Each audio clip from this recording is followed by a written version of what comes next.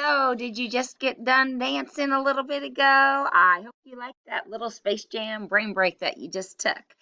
This week in reading, we are going to read a book, Bobcats. Now, I have them already ready for you, but you don't need to get them today. So, we're just going to do a quick introduction of the book. We're going to learn a little bit about bobcats on a video, and then we're going to draw a bobcat. But before we do that, I want to talk about, what do you know that a bobcat is? What is a bobcat? Does anybody know? I want you to take a few minutes and I want you to talk to your table partners. And I want you to talk about, what is a bobcat? Go ahead and turn and talk. In a few minutes, you'll go ahead and hit pause, substitute, and in a few minutes, when you guys are done discussing what you think a bobcat is, the sub will go ahead and hit play. What is a bobcat? All right. So you guys took some guesses on what you thought a bobcat was. And this week in our story, what is a bobcat? We're going to study them now. Before we go any further, I want to talk about the genre of our book. What genre do we think this book is? Do we think it's fiction, fake, nonfiction, not fake? I'm just kind of flipping through some of the pages. What do you think about this story? Fiction, fake, nonfiction, not fake? Nonfiction, that's right. The author is going to teach us about bobcats. So they are going to tell us all sorts of things about them. And I wonder what we'll learn. It's a nonfiction book, so it's got really cool text features in it. One of the text features that often nonfiction books have is a table of contents.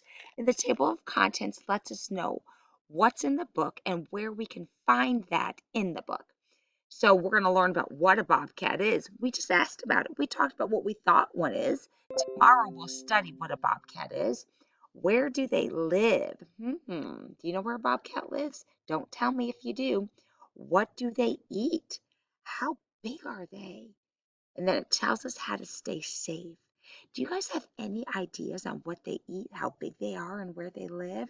Why don't you go ahead again, talk to your table partners about what you think. Where do they live? What do they eat? How big are they? And how can we stay safe? See if you can go ahead and talk about that with your neighbor. The substitute will hit pause while you talk.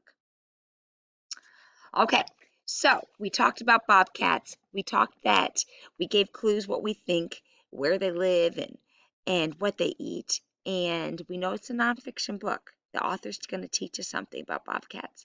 So before we get any further in our book, the next slide is a video about bobcats. So see if you can learn anything about them. It's going to be 10 facts about a bobcat.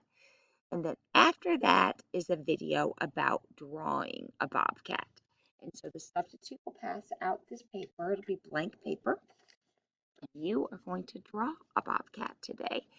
And when you are done drawing it, this can go home. It does not need to stay in your reading folder. But after you get done drawing it, you can take the time and color it. And on the back of your paper, I want you to write one thing that you know or you think you know about bobcats in a sentence.